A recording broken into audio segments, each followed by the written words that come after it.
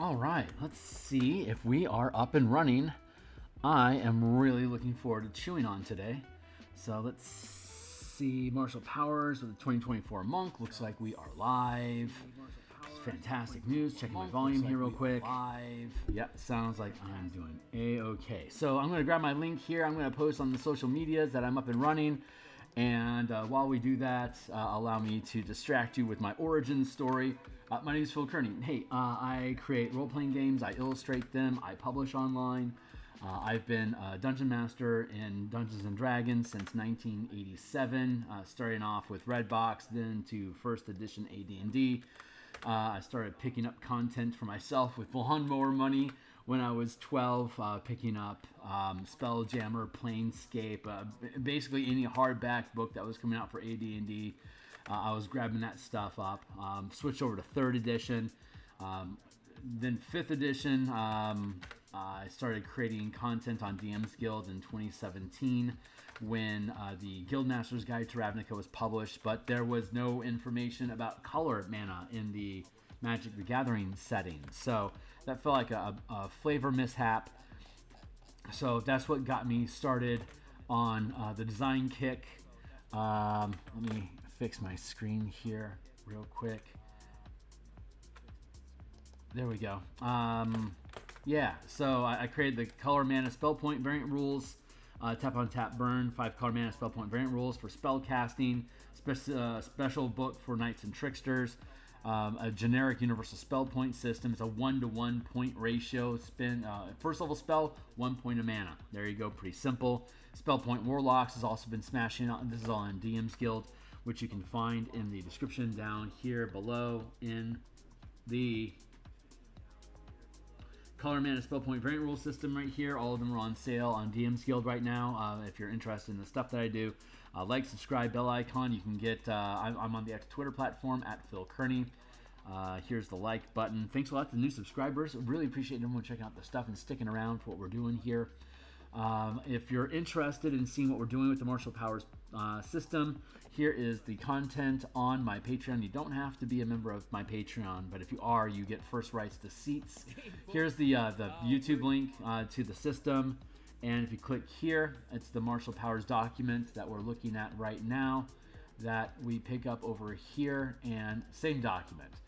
Here's the intro piece. It's read-only for you, but you are certainly welcome to tag along. It's all built out and being, it's got some revisions to make, obviously, like we're working on the monk today. But otherwise, the thing's good to go from level 1 to 20 for both players and DMs to make use of. There's a random hex generator at the end of it to create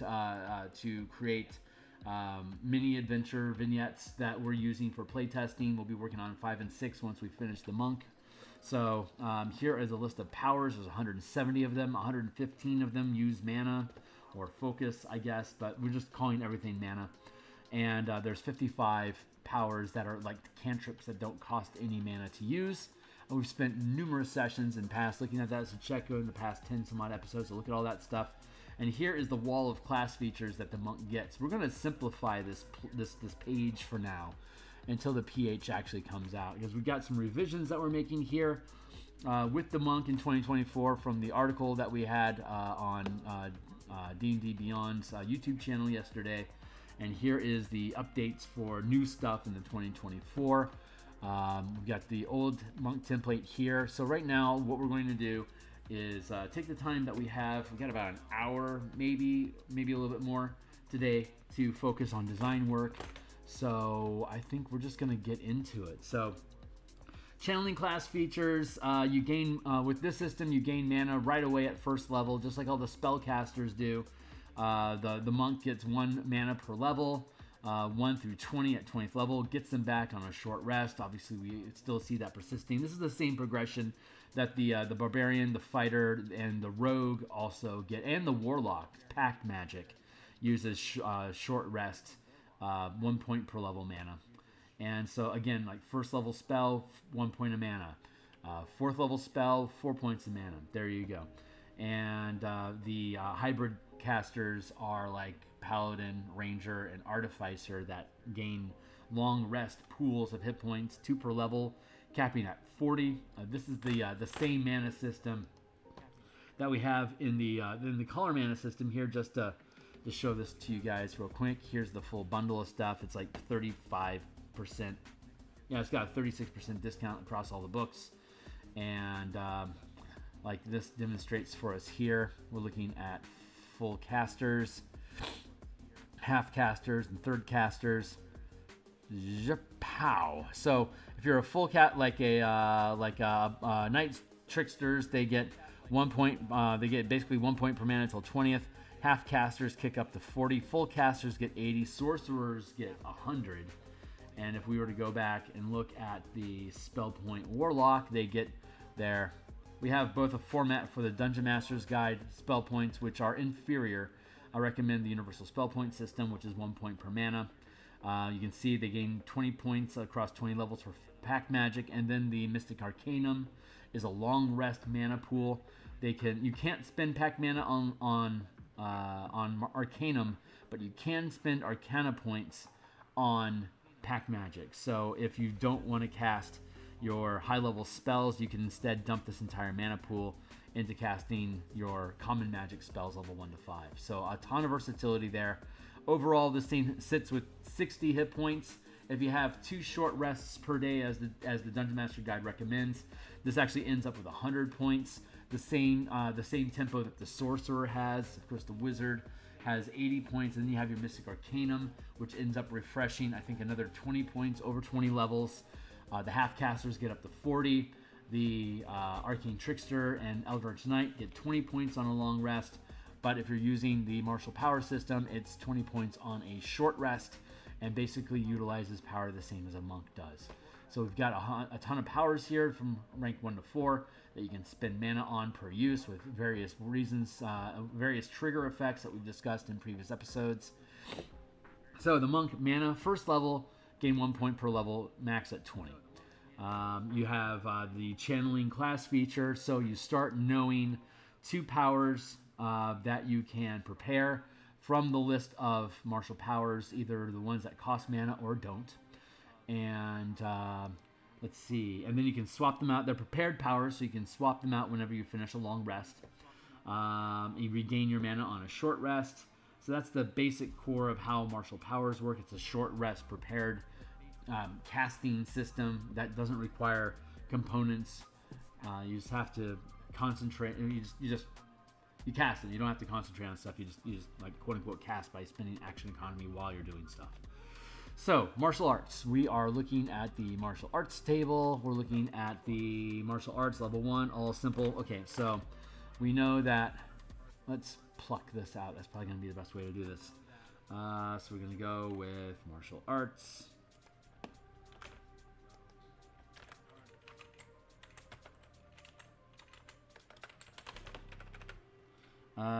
Martial arts. Let's see.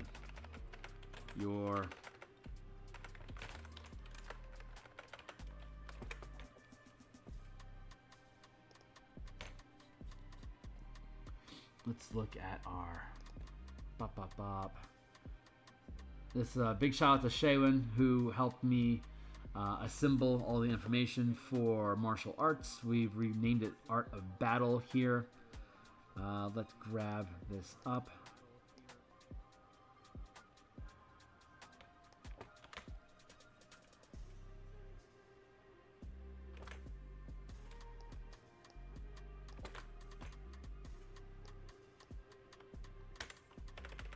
So, martial arts. Let's see.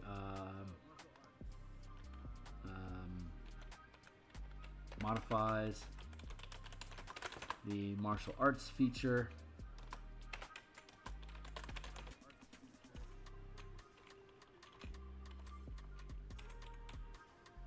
I'm going to nick out TCE for now and just stick with the core PHB mechanics to keep things simple until we actually know how things filter in when the 2024 is public knowledge on the 17th of September. So you can use any weapon you're proficient with as a monk weapon and gain the following benefits when not wearing armor or shield. Not wearing armor or wielding a shield. You can use Wisdom modifier for attack and damage rolls. You can use your strength, dexterity, or wisdom modifiers for attack and damage rolls with unarmed strikes and any weapon you're proficient with. You can roll a d6 and place a normal damage dice on your unarmed strike. Any weapon you're proficient with, this die changes as you gain monk's level, as shown in the martial arts die column table, the progression table. I'm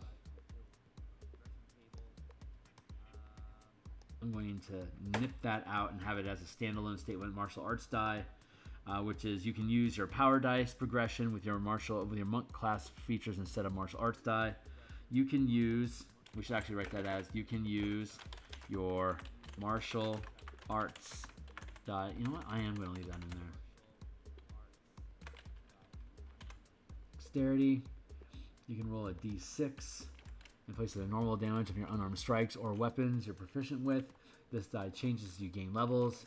In the progression table, you can use your martial arts die instead of the power die when channeling powers, period. So we can get rid of this.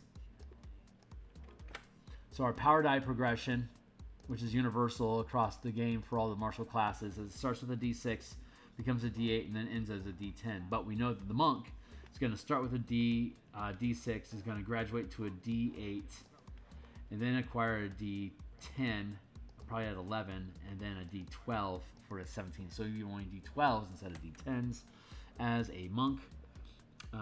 Let's see. Whenever you hit with an unarmed attack, you can choose to deal bludgeoning, piercing, or slashing damage.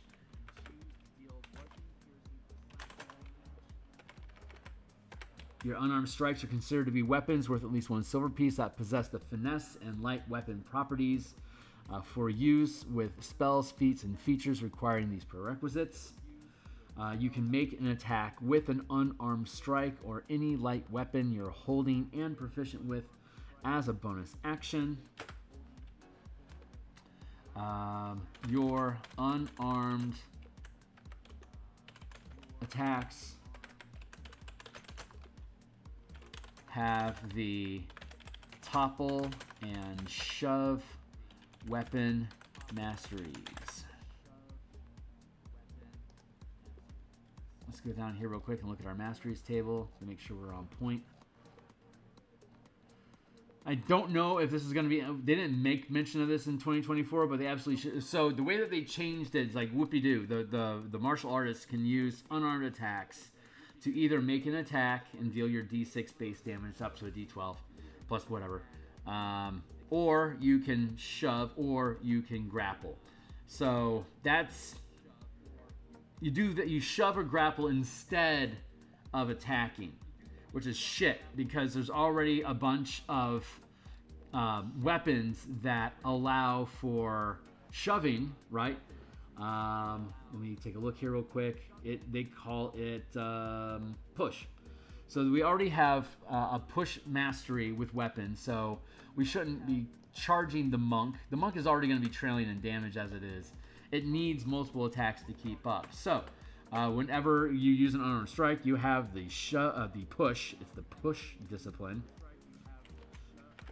Have the push.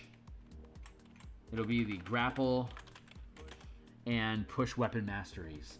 So grappling isn't a weapon mastery in the player's handbook. It is a mastery that we have the option of learning. So grapple is only target is grappled. You can't use this weapon to make attacks with until the grapple ends. So if I'm going to use an arm to lock up my opponent in a grapple, I'm not able to attack with that arm, but I am a martial artist, so I can use my headbutt, I can use my other hand, I can use kicks. So I have that freedom to be able to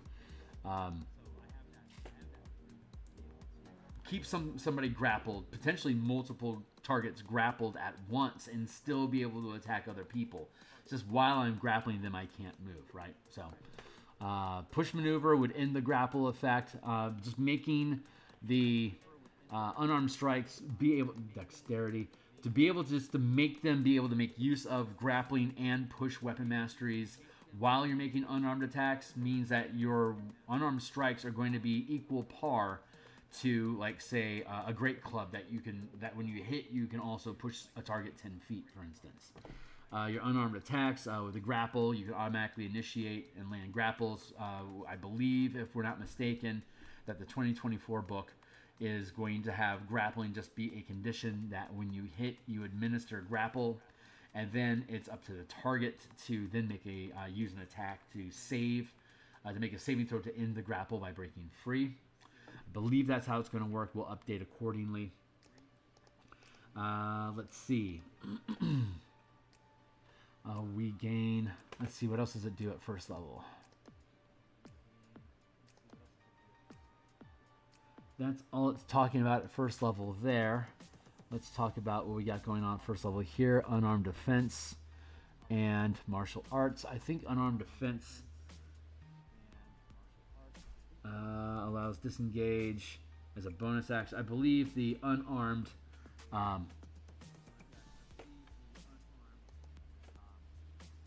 oh yeah, unarmed defense. That's the armor class bonus. So that stands. Let's see. Key and unarmed movements. That's going to change. We're going to change that to.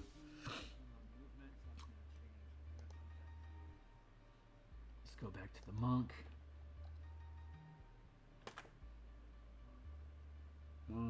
Martial arts. Do not need unlocked channels anymore. Art of defense. Okay, so we have the art of mobility, which we replace the monk focus information with. So it replaces patient defense, step of the wind, and unarmed movement. Starting at second level, while you're not wearing armor or wielding a shield, you gain the following benefits. Your speed increases by 10 feet. This bonus increases when you reach certain monk levels, as shown in the increased movement column in the monk progression table. And then let's see, we want to build along with the proper structure that they have. So patient defense, let's build that out. Patient defense of the wind.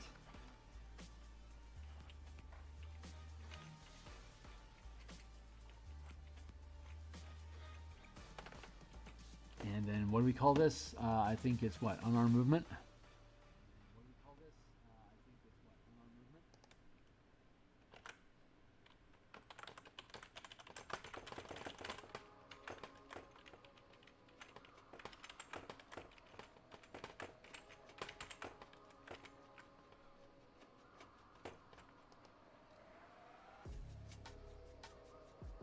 2, 15, 20, 25. Yep, that stays the same. So we keep that. That's good. Our mobility, which is supplements, modifies patient defense, step of the wind, and unarmed movement. Starting at second level, while you're not wearing armor or are wielding a shield, you gain the following benefits. Unarmed movement, your speed increases by 10 feet. As indicated on the monk table. Patient defense. This changes so that when you use you can use your bonus action to you can use your bonus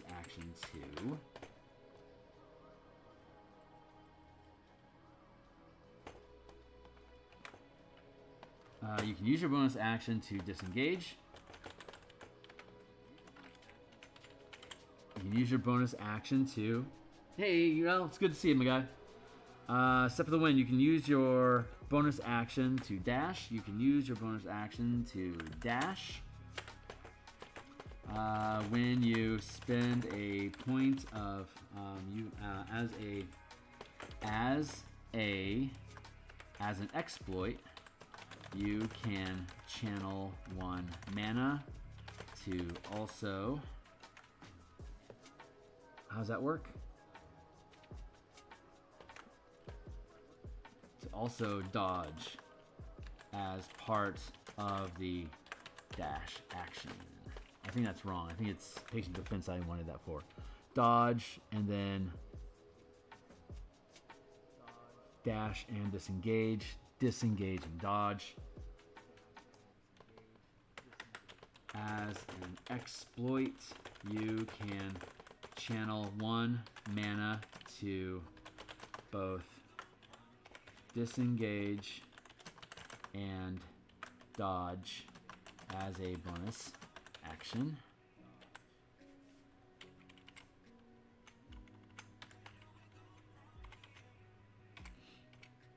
Technically, that's a maneuver.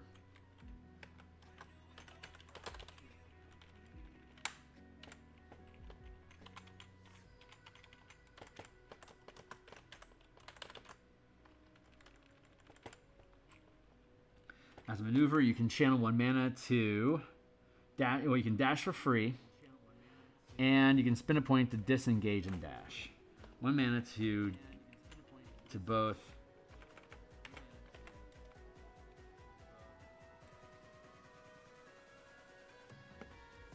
disengage and dodge, disengage and dash, to both to dash and disengage. As bonus action. Let me make sure I got that right. It's dash and then disengage and dash. And then you can disengage and then disengage and dodge. Disengage, disengage and dodge. The reason we're making the reason we're making these maneuvers is because of the way that maneuvers operate. Maneuvers are generally action and bonus action triggers. So going back up here, looking at our table of different type of powers up here in the description, it says, okay, maneuvers are instant effects that can be channeled as an action or a bonus action, or both, channeling the same power twice in one turn. Many maneuvers affect targets with ongoing effects. You don't maintain concentration on these effects. Rather, they remain in effect until the circumstances, until the circumstance each maneuver describes occurs. For example, we could probably change that to activates and triggers, because I think that's the language that they're using in 2024. We'll see. For example, many powers end at the beginning of your next turn, and others end when a target succeeds a saving throw against the effect. So, but the main juice here is that it can be channeled as an action or a bonus action. So, unarmored, let's see, as a maneuver, you can channel 1 mana to both dodge and disengage. As a bonus action, we're specifying as a bonus action, so there you go. But this is interesting because the one of the powers that we have, the optional class feature, is, where's it at? Oh, there it is. Yeah, we passed it over because it's at first level. So at first level, beginning at first level, this is a martial powers standard ability that all the martial classes have. Kind of like how most martial classes get like second, like extra attack at 5th level. All the martial power classes get empowered maneuvers at first level. So it reads like this. Beginning at first level, during combat, when you take the attack action, you can forgo any number of attacks to gain an equal number of temporary mana to channel a maneuver as a bonus action. For example, when a 5th level monk takes the attack action, you can choose to forgo both attacks, gaining 2 points of temporary mana to channel a maneuver as a bonus action. Powers and class features that increase the number of attacks you gain, you can make during the attack action can be sacrificed this way as well. So the gist of this is at first level, like when we gain this ability. Thank you, Timely Timer. When we gain this ability to do patient defense and step of the wind at 2nd level, we have 1 attack as our attack action and a bonus action. Normally, we could just use our bonus action to disengage for free. We could use our bonus action to instead dash for free. For 1 point of mana, we can both disengage and dodge. If I wanted to, I could sacrifice an attack during my attack action to gain a free point of mana that I would then be able to use to pay for patient defense, because patient defense becomes a maneuver that I can pay for with an attack as a bonus action during the bonus action to gain a free point of mana to perform the maneuver. By making patient defense and step of the wind a maneuver at 5th level when I have 2 attacks, I could attack once, sacrifice my other attack, gain a free point of mana, and then use patient defense for free. So like an efficient action loop for a 5th level character would be attack, hit with stunning strike, and then use my other attack. Since I can't use stunning strike now more than once per turn anyway, which I am perfectly fine with, that second attack I get at 5th level, if I hit with the first attack and I make my stunning attempt, all I can really do is make another attack right now. Or I could sacrifice my second attack, gain a free point of mana, to channel patient defense, to then both disengage and dodge using my movement action to be able to skirt out of that circumstance. Same thing with Step of the Wind. I could dash and disengage for free by sacrificing an attack at 5th level. So that is a nice increase to the quality. And of course, the real quality kicker here is the unarmed strikes gain the grapple and push weapon masteries, so you can always shove after dealing damage. And when you hit and you deal damage, you can also immediately create a grapple that the opponent has to then get their way out of. So that makes them that much more grapply, that much more pushish. You're just basically dealing damage on top of doing those two things, which is arguably something the martial arts should be able to do with unarmed attacks in general. We also made them light properties. So even starting at level 1, you could acquire, you don't have it, but you could acquire, if you chose, the Nick property, which is, taking a look at our list of things.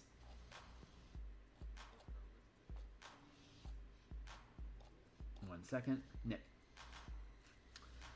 You can make the offhand attack as part of the attack action instead of using a bonus action. So the martial artist doesn't define anywhere specific on their body, but we're treating it all as a light finesse weapon, your body as a light finesse weapon. So obviously you can use your dexterity instead of strength, but this also allows you to implement the Nick quality, which is when you make an attack with a light weapon, if you have another light weapon, you can attack with that instead of using a bonus action to make the second attack. So this is allowing us to essentially make two unarmed attacks right out the gate with first level, but we'd have to sacrifice that attack to make both of them. So it allows us to essentially make one attack, make a second attack with our attack action, and then we could use our bonus action for a third attack. If the second attack in the Nick property hits, it would just deal the martial arts damage die. So pretty efficient. I'm looking forward to playtesting that, because that's automatically giving the monk bonus. Basically, they can eat up all their action economy at first level to get 3 attacks. One is going to be weaker than the other ones. But it also allows them to have multiple attacks with one attack at 5th level and sacrifice their second attack to always be generating a free point of mana to burn their bonus action on instead of making attacks. So that's really useful. With the Flurry of Blows as a bonus action, you could use Nick to make 2 quick attacks and then burn your second attack at 5th level to make a Flurry of Blows at no cost, because it only costs 1 mana to do that. There you go. So efficient usage. We make Flurry of Blows is already a maneuver, so we don't have to worry about the sustained effects anymore. We can drop those off of and simplify the system. So the Empowered Mover is working well to channel the Art of Mobility stuff, as well as Flurry of Blows. So I don't know if we still have Water Walking or not. I don't remember seeing mention of that, so I'm just going to leave that out for now. And starting at 10th level, when you channel 1 mana, you can also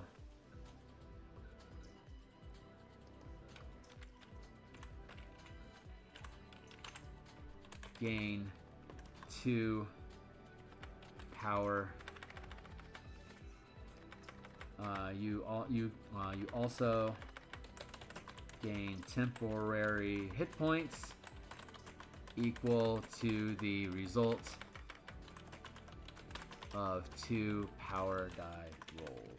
which will probably be your martial arts die.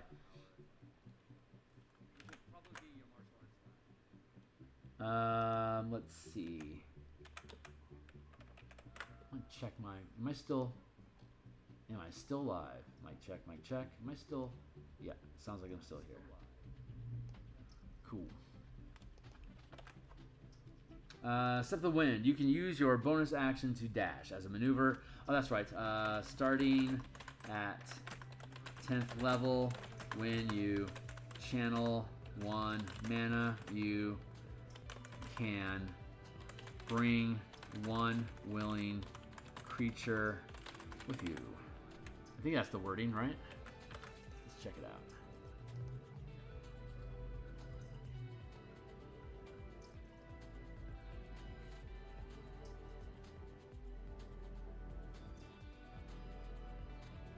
Heightened focus. Temporary hit points equal to 2 rolls of your martial arts die. Step of the wind allows you to move a willing creature with you. You can move 1 willing creature with you.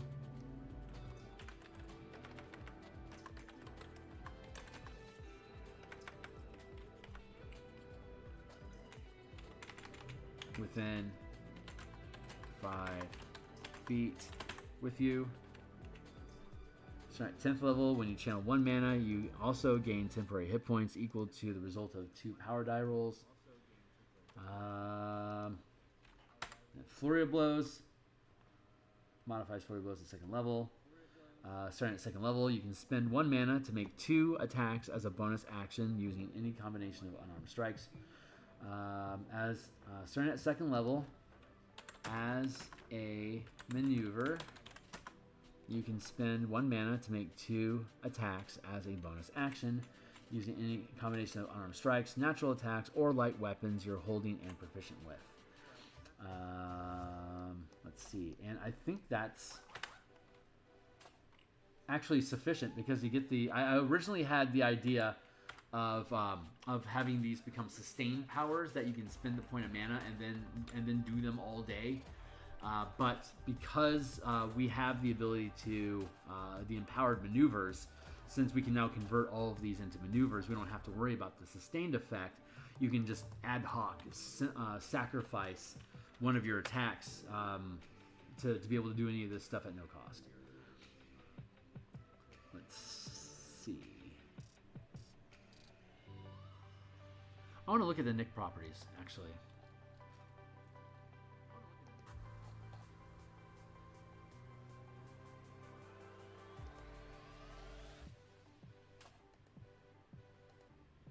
Open. I want to go look at the weapon masters as they have them written. 4 key changes. Heavenly Pursuit, Circle, Warlocks, Rangers, Wizards. Show me weapon masteries.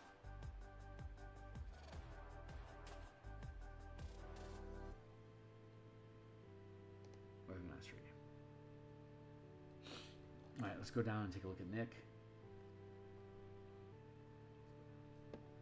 To explain the Nick property, we should briefly cover that being able to attack twice while dual-wielding light weapons has subtly changed in 2024. Instead of being covered under melee attacks, the rules for dual-wielding light weapons are covered under the light weapon property. So currently we have unarmed attacks considered to be light weapons. Let's see if that works. It still functions the same way. When you make an attack with a weapon that has the light property, you can use a bonus action to make 1 attack with a different light weapon you're wielding, which automatically folds into the our martial arts, our body weaponry. So I don't know what to say. I don't know what to say either, my guy. What's going on? Let's see. It still functions this way. When you make an attack with a weapon that has the light property, you can use a bonus action to make the attack. So the Nick Mastery changes that. It allows you to make the additional attack you receive from wielding 2 light weapons as part of the initial attack action. Keep in mind, this doesn't mean that you can make a 3rd attack as a bonus action, as a light weapon property specifies you only get 1 extra attack. But while it may not pump your damage, this frees up your bonus action to use class specialty abilities such as the Rogue's Cunning action while still getting an extra attack. Let's see. So the Nick property specifically says that you can't add a bonus action to do this. You automatically get a bonus action for free. So this would be, yeah, the Nick property. Instead of using our bonus action, we would still have to, how does that interact? How does that interact? Because we can use the bonus action first. Normally the way that 2 weapon attacks work is that you would make the attack, and then as a bonus action, as part of the attack action.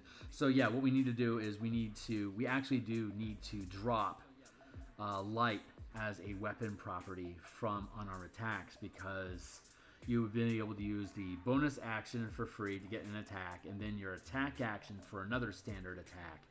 And then using the rules of Nick, we would be able to then cheat in a 3rd attack, but that would break because the Nick property is supposed to be done with weapon attacks after the bonus action, and the monk circumvents that. So the best way for us to solve that problem, as much as I hate it, you got to drown your darlings. So I don't see a reason for us to consider the weapon to be, your unarmed strikes are considered to be worth 1 gold piece that possesses the finesse and weapon properties for use with spells, feats, and features requiring these prerequisites. So we want to drop. We'll see if light weapon properties that possess at least 1 silver piece for use with spells, feats, and features. And you can make attacks with unarmed strikes with, or any light weapon you're holding a person with as a bonus action.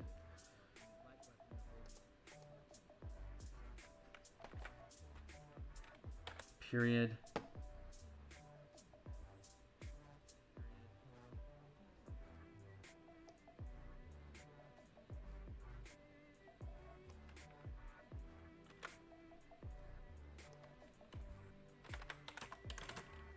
And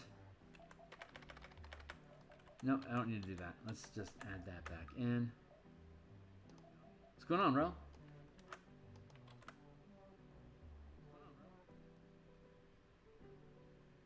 As a bonus action or any light weapon. Yeah, okay. I think that's going to jive. I think that is going to jive. I like that. Empowered maneuvers. Love empowered maneuvers. Absolutely keeping that in place. Art of mobility. No change, no change, no change, except that they are maneuvers, so they're free to do. Flurry of blows, also free to do. 10th level, when you use flurry of blows, you can make 3 attacks. Starting at 2nd level as a maneuver, you can spend 1 mana to make 2 attacks as a bonus action, and it is locking down that maneuver is specifically a bonus action, which we can allow. Replenishing pool is no longer necessary, because we already have the class feature that's been integrated into the monk, which is called Uncanny Metabolism. Once per long rest, regain all focus points when you roll initiative. I'm perfectly fine with that, and at higher levels we get an improved metabolism, which is perfect focus. If you don't use uncanny metabolism and have fewer than 4 focus points, you gain go back up to your full focus points. We're going to call focus strike, empowered healing, flurry of blows.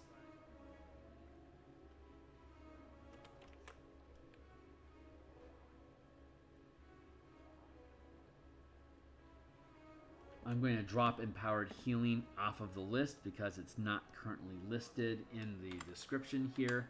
It's certainly an option that exists in Tasha's, but I'm going to keep the Tasha options clean from the build until they get locked in as actual features. 5th level, when you make the attack with an armor strike, natural weapon, or a weapon that you're proficient with, you can burn 1 mana or more up to your max channel limit to roll an equal number of power dice. Add the highest die result to your attack roll. You can do so before or after making the attack roll, but before the effects are applied. I'm going to drop that for now because it's not part of the PH. Math. Hey, what's up, Nicola? Math! Glad to have you here, man. We're updating the monk for the power system. So if you're new to the martial power system, we've got 100 some odd episodes of backlog of us basically building an alternate magic system based on the Book of Nine Swords from 3rd edition and the martial power system from 4th edition, and taking some inspiration from the Battle Master of 5th edition to brew up an entirely different magic system. It's designed to be used with the color mana system that we have for spellcasters on the DMsGuild. Once the martial power system is completed, all 13 classes in D&D will have a unified mana language that can either just be universal points like generic spell points, or can use the color magic paradigm, which allows us to then have a common language for building all types of characters. We can then get into taking Magic the Gathering cards and building specific subclasses, martial powers, and spells that curve into the mana system and the class features that we'll have. And all this is being updated and upgraded and upglammed for the 2024 Player's Handbook. So this is new work design. Once the PH comes out in September, we'll be going through all the mana books that we have here and rebuilding those to be compliant with the 2024 rules, while leaving the original books in the folder in the download document, along with like all the mana tokens and playmats and all that stuff that comes along with it. So we are cooking. We are cooking hard today. Let's see. So the empowered attacks, we have flurry of blows. That's perfectly fine as is. Let's see what changes we see here among subclasses. Oh yeah, deflect attack. Great. Uncanny metabolism. Let's go to, that is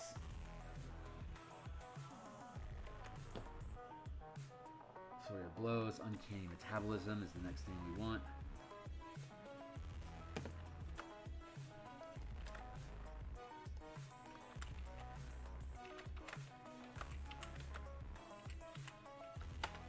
Beginning at 2nd level.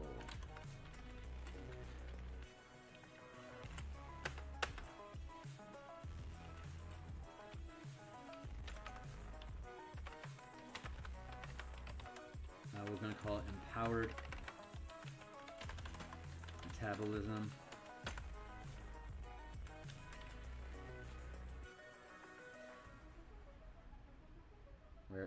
Where's my mouse? There it is. It's no longer 2nd level because this system, like the spellcasting, this system gives us everything at 1st level. Spellcasting at 1st level, like rangers and paladins and artificers, now get spellcasting at 1st level. There's no reason for the monk to be delayed till 2nd level to start accumulating mana and making use of it, because they can learn powers right off the bat at 1st level. So they should be able to make use of this. So empowered metabolism replaces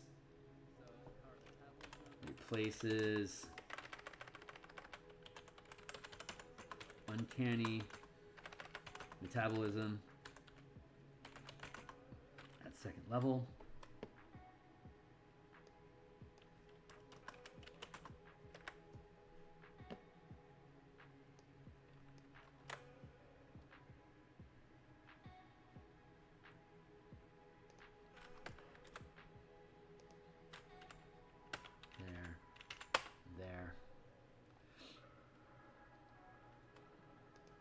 Blows at 2nd as well. So how does this read now?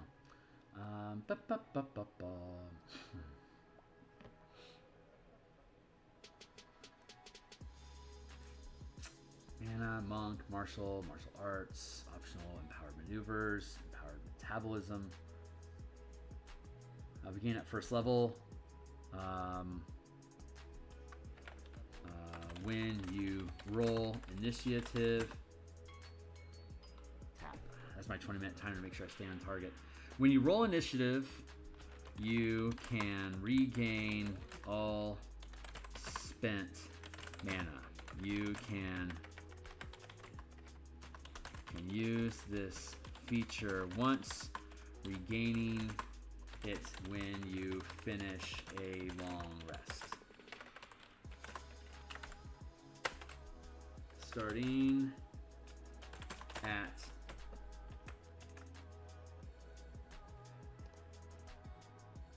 uncanny metabolism Empowered Strike, Heightened Focus, Self Deflect, Superior Defense, Epic. I missed it. Perfect Focus. There you go. Perfect Focus 15th. Starting at 15th level. When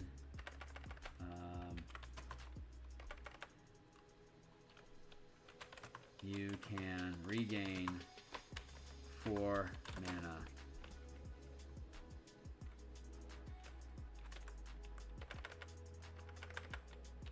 When you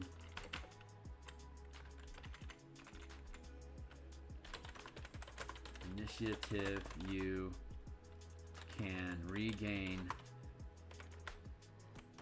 a number of mana equal to the max rank of power gained as a monk.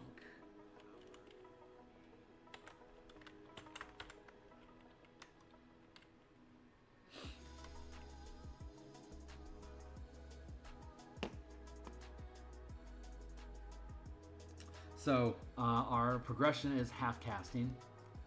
So at 15th level, we can currently channel 4 mana. When we get to 17th level, we'll be able to channel 5.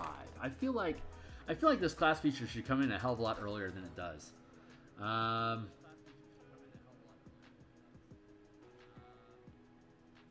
feel like this should come in at 11th. Or maybe 9th.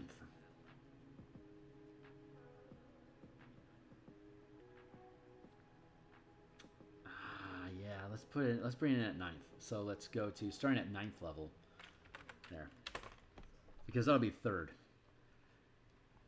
You gain a number of mana equal to your max rank of power gained as a monk. So up to that point, once per day you'll be able to get 8, and then starting with this you'll be able to get 9, or whenever you roll initiative, it'll be 3 mana at 9th, it'll be 4 mana at 13th, and it'll be 5 mana at 17th. I just think that needs to come in a little bit earlier. Beginning at 1st level, when you roll, you know what?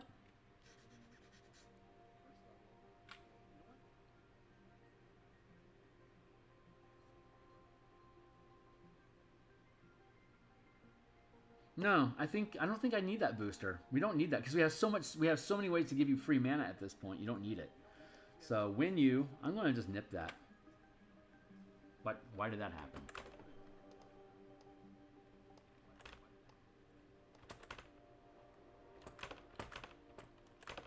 Cut, paste.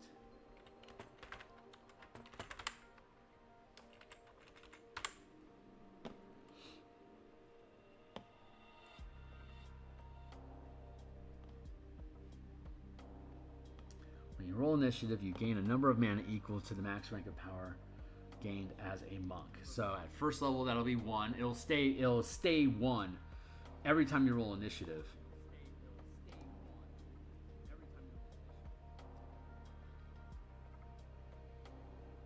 That is technically stronger at 1st level, but it becomes weaker after, I think, 9th. Well, obviously after 15th, because at 15th. At 9th, you get 9.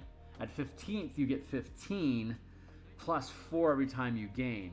With this system, at 15th level, you would gain 4 every time you roll initiative without the 15-point kicker. But you have infinitely free mana if you're willing to give up attacks. If you give up an attack, you get basically a free point of mana every round, forever. So that's not bad. I think I want to see how that plays out. I don't think they need the full level kicker because they get so much free mana. I think we'll be fine with that. I like the idea of that. And then I'm going to see how that plays. If it doesn't play well, I mean, we're going to be testing 5, 6, 7, 8, 9th, and 10th level. I think by then we'll be able to figure it out. Let's see. Art of Mobility is resolved.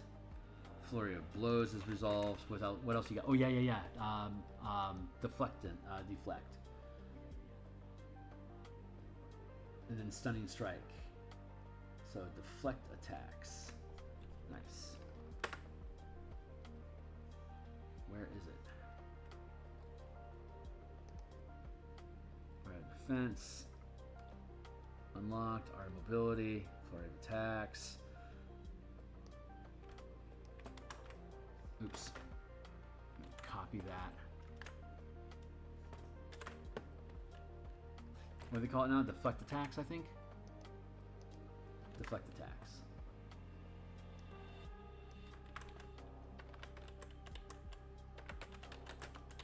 Deflect attacks. Modifies.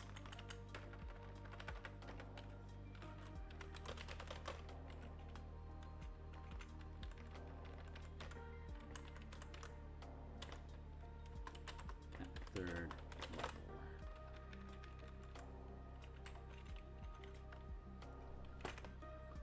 Let's see. You can use your reaction to deflect attacks.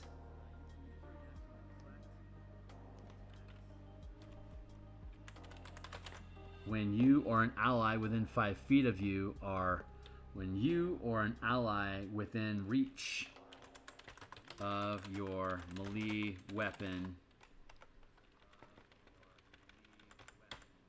are attacked by a, when you or deflect attacks, you can use your reaction to deflect an attack that hits you or an ally within reach of your melee weapon.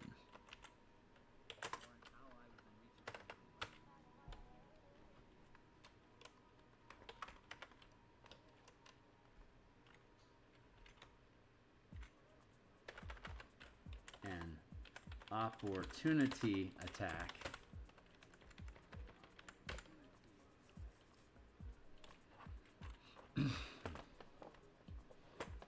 no, we better make it a reaction. Opportunity attacks are more numerous. When you use a,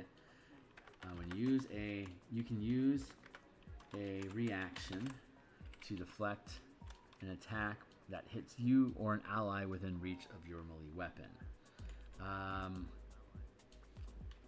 If when an attack hits, the damage from the attack is reduced. How are they reducing it now?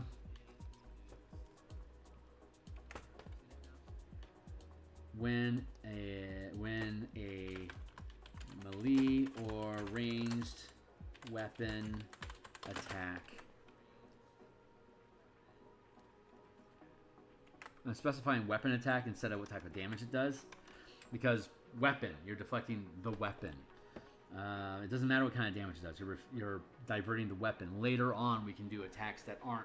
It could be any attack, not just weapon attacks. I think that's an important distinction.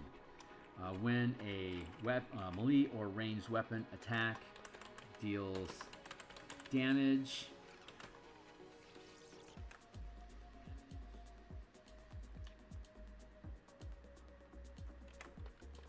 you can reduce.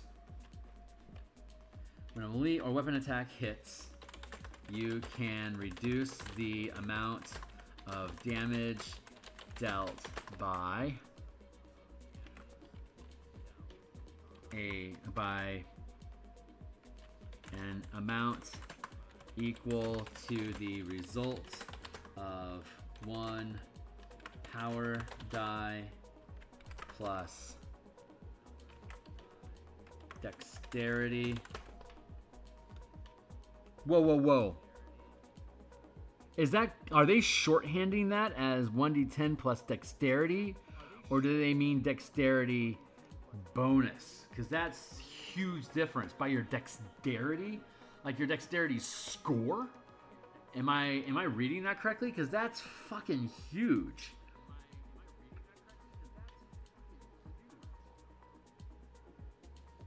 Is that how it's always been? Let me double check. Yeah, here it says your dexterity modifier. You see that difference? You see how fucking sick that is?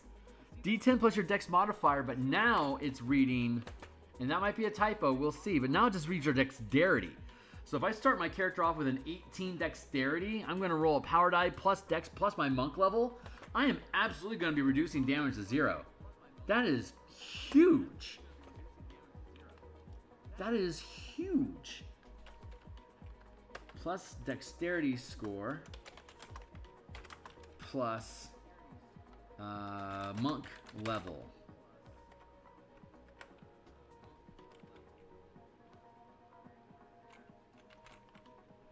Equal to the result of 1 power die plus dexterity score plus monk level.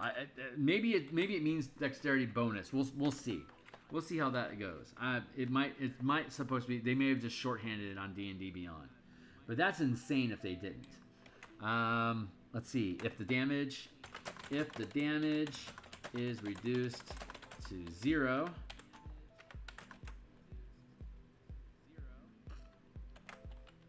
You can redirect the attack. You can redirect the attack. A melee attack can be redirected.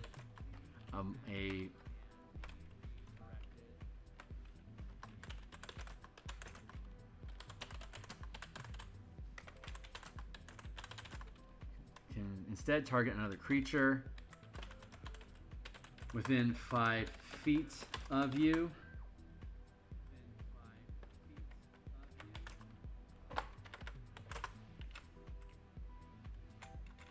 I'm going to do it like this. Attack.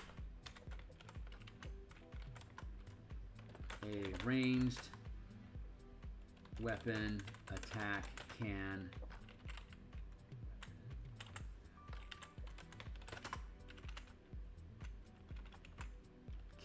instead target another creature within 60 feet of you. Is that how that works now? Yep. Target makes a dexterity saving throw.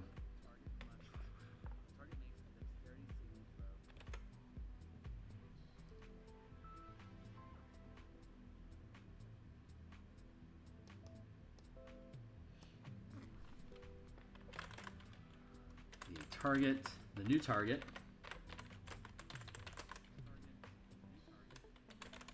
makes a dexterity saving throw.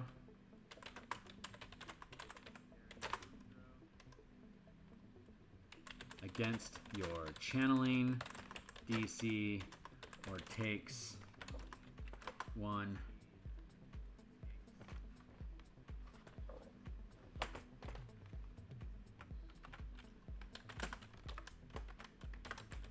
fail equals 1 power die of damage. Success equals half.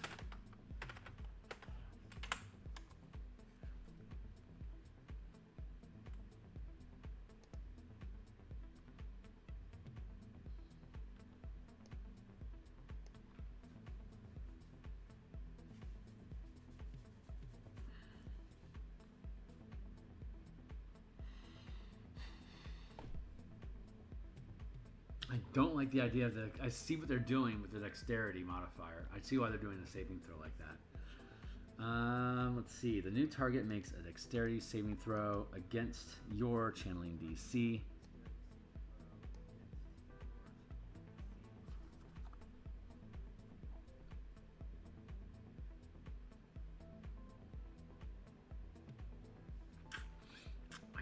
Don't like the idea of them. So they take a saving throw. It's 2 dice. If they succeed the save, they only take 1 die. If they fail the save, they take 2.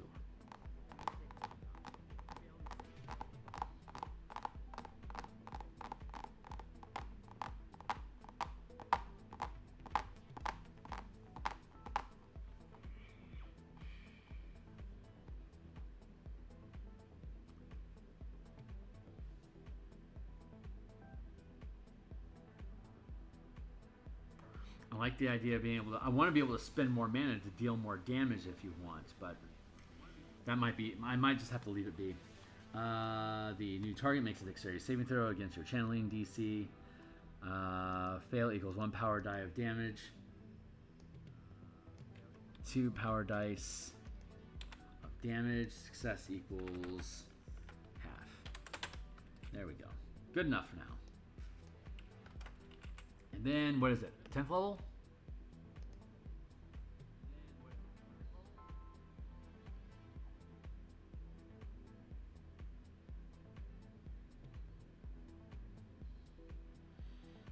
Deflect energy, 13th.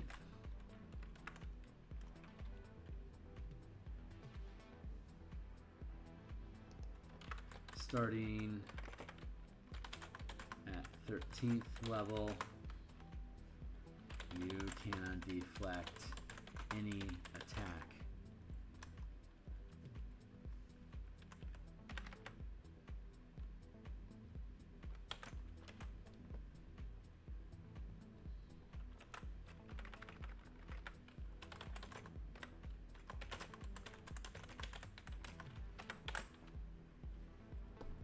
Any type of attack, period. Because currently it's just weapon attacks that they're dealing with. They have it structured that it's BPS that you can deflect, but again, I think it's better framing to be if it's a weapon of some sort, you can deflect the weapon or the ammunition. And then at 13th level, it doesn't even have to be a weapon. It can just be a magic attack or some sort of something. If you're being targeted with an attack that deals damage, you can deflect it. Starting at 13th level, you can deflect any type of attack that would deal damage. Would deal damage if it hits. That might not be necessary wording. That might be wordier than it needs to be, but I'm going to let that sit for now. So what else we got? So far, so good, man. I'm liking this. Let's see. We have the subclasses. That's fine. Deflect attack. That's fine. Stunning strike. All right. So we already have. So we have the empowered attacks, which is at 5th level. When you get 2 attacks, if you take the attack action, if you hit with your first attack, you can sacrifice the second attack to gain a free point of mana to then channel a strike into your first attack. We already have empowered maneuvers, which is I could sacrifice an attack during the attack action to gain a free point of mana to use my bonus action for a maneuver, and all of this monk stuff is all considered maneuvers. So that's awesome. Deflect attack is a reaction.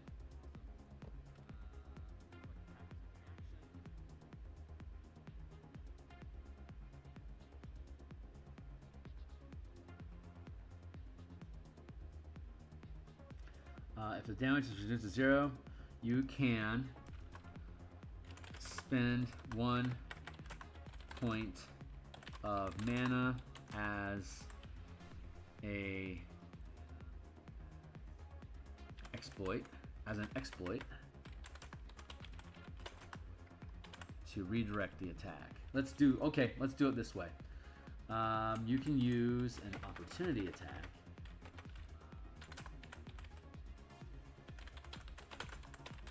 That does work now because we're gonna charge you for dealing damage to somebody else. You can use an opportunity attack to deflect an attack that hits you or an ally within reach of your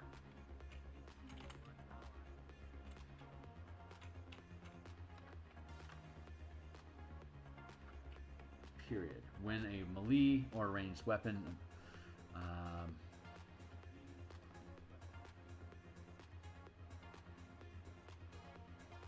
deflect attacks that hit you or an ally within reach of your melee weapon. When a weapon or ranged weapon attack hits, you can reduce the amount of damage dealt by an amount equal to the result of 1 power die plus dexterity score plus monk level. If the damage is reduced to 0, you can spend 1 point of mana as an... Ooh, man. Opportunity attacks. Maybe not. Because if we're going to use the mark system, we have multiple opportunity attacks if we're marking people. How are we doing on time? I think we still have 20 minutes left, right? Yeah, we still got 20 minutes. Fuck. That's gonna... Opportunity attacks are going to be too easy. Yeah, I'm going to have to keep it as a reaction. If your damage is reduced to 0, you can spend 1 point of mana as an exploit to redirect the attack. Exploits modify other actions that you're taking. We're taking a reaction. The exploit modifies the reaction. We're good. Let's see. Empowered attacks. Here. So again, at 5th level, you get 2 attacks. You can sacrifice... If you hit with the first attack, you can sacrifice the second attack to gain a free point of mana that can be channeled into that attack. Stunning strike is considered a strike. Stunning strike gained at 5th level.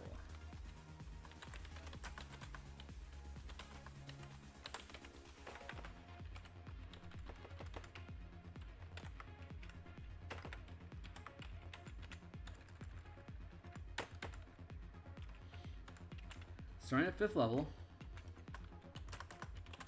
as a strike power, let's see, starting at 5th level, you gain a unique strike power that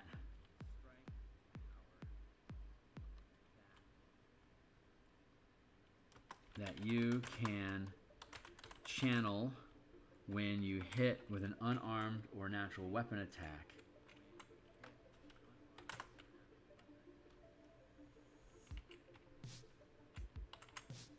First rank strike power that you can channel when you hit with an unarmed or natural weapon attack. Your stunning strike deals one power die of damage per point of mana channeled,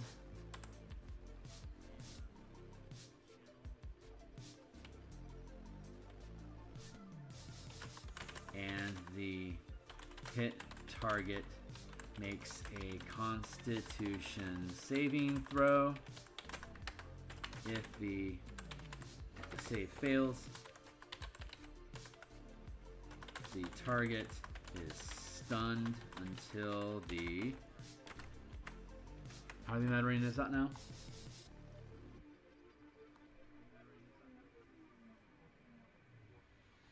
Stun condition lasts until the start of your next turn rather than until the end.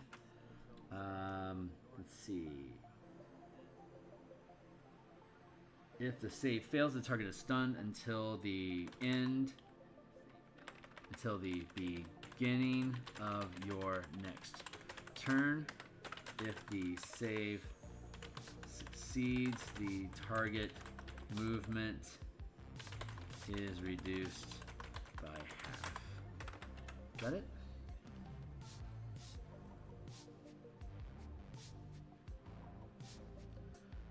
On a successful save, the target's speed is halved, and the next attack against them has advantage. Let's see. If the save fails, the target is stunned until the beginning of the next turn. If the save succeeds, the target movement is reduced by half, and the next attack has advantage against target has advantage, period. You can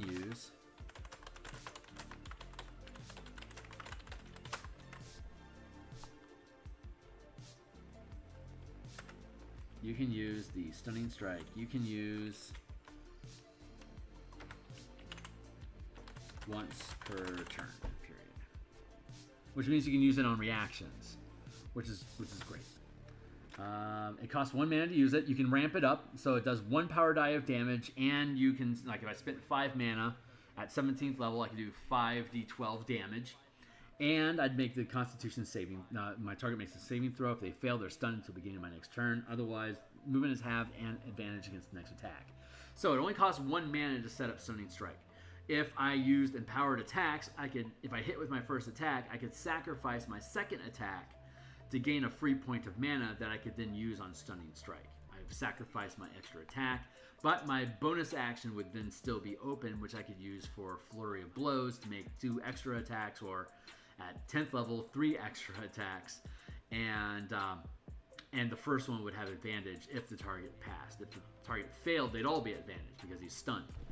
So I am happy with that. Then we have Whirlwind, which I'm still really happy with, and I think I want to keep that at 6th. As an action,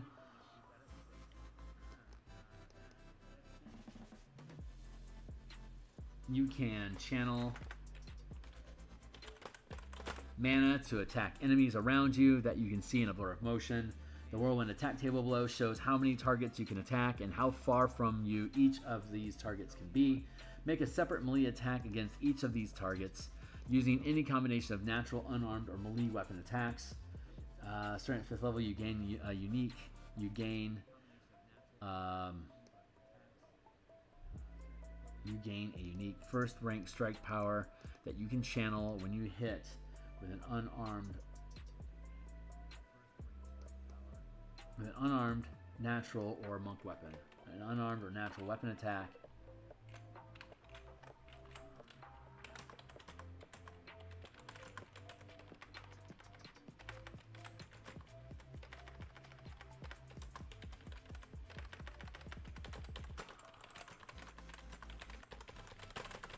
Proficient with, period. Stunning Strike deals 1 power die of damage per point of mana. 1 power die of weapon damage per point of mana channeled, and the hit target makes a Constitution saving throw. When do we gain Empowered Strikes? Bludgeon. Let's see, we have Empowered Attacks. Stunning Strike, Empowered.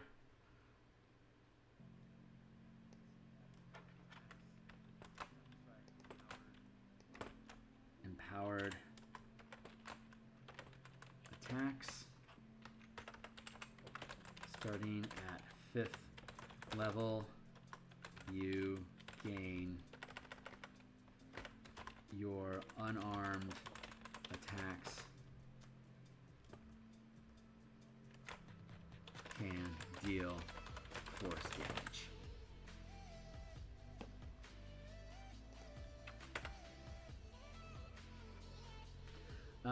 Make a separate melee attack against each creature. The total number of creatures and the distance from them is determined by your level.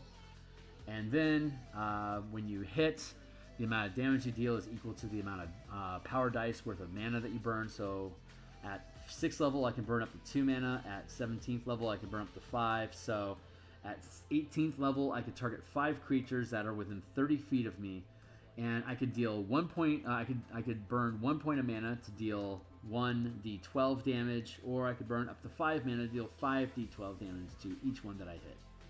So there you go, nice and simple. Is there anything else that requires modification? That's at 6th level. What else you got? What you got? We already folded heightened focus in. We already focus. Let's see.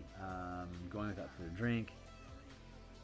We don't need to modify self-resuscitation, restoration, because that happens all the time. When food and drink doesn't cause trouble, that's fine. Deflect energy, we already folded that in. Perfect focus, we already folded that in. Superior defense. Spend 3 focus points at the start of your turn to gain resistance to all damage types except force. That's fine as is. We don't need to change that. It's appropriately leveled as well. And then receive at the start of your turn to gain resistance to all damage type except for 1 minute.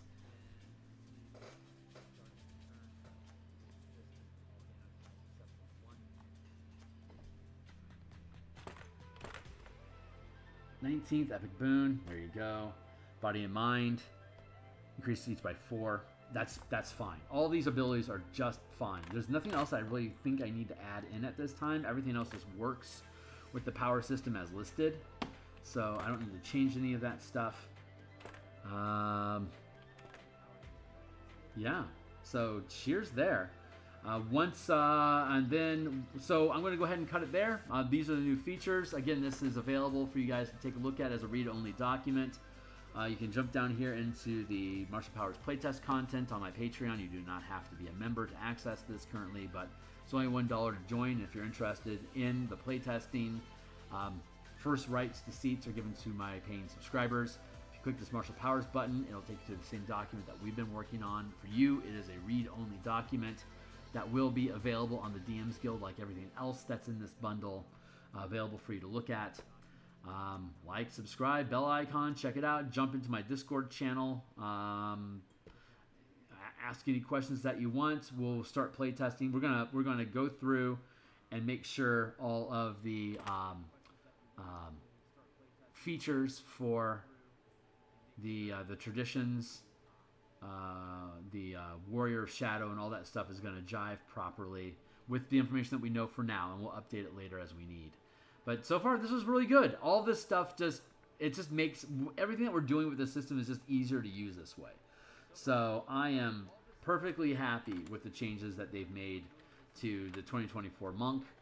And this all is jiving right now. Obviously, the 4 elemental monk that we have has been replaced, so we can just use that to build out our own elemental casting class as we please. So the elemental key book that we had created earlier will still remain viable. We'll probably just change the name to like elemental power or something like that. But yeah, this is all good. So thanks a lot, guys. I'll be back tomorrow morning to do more artwork. I'll be back Thursday morning to do more art. Thursday night to do more Spelljammer stuff. Friday morning more Everon art, and then Friday lunch we'll continue. We'll revisit all of the subclasses for the traditions of monk, and then yeah, that'll be on Friday, and that's at Friday lunch. And then Saturday we'll continue with the monk, if necessary, and we'll begin building the playtest for 5th and 6th level characters, and we'll put out a formal invite for folks to participate in the playtest, which will be taking place on a Monday night. Yeah, so that's it for now, guys. I will catch you all on the other side. Thanks a lot for hanging out. I really appreciate you guys.